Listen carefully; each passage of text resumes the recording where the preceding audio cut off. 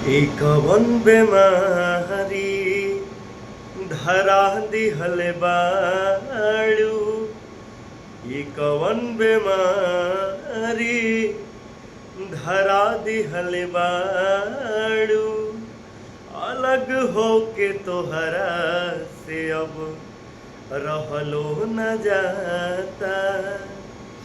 जियल नाही जाए अब बिरह जान लेली। जियल नाही जाला अब ता बिरह जान लेली। मोहब्बत में मर जाएब हम अहिसन बुझाता।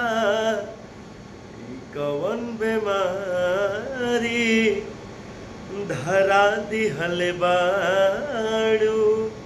अलग होके तोहरा से अब रहलो न जाता। ई कवन बेमारी। नमस्ते, प्रणाम। हम हैं आप सबको छोट भाई विवेक सिंह। और हमार गाना आप लोगों के अच्छा लगे, हमार प्रयास अच्छा लगे तो हमारा चैनल के सब्सक्राइब करी जा और ये भाई के आशीर्वाद दी जा। जय हो भोजपुरिया समाज।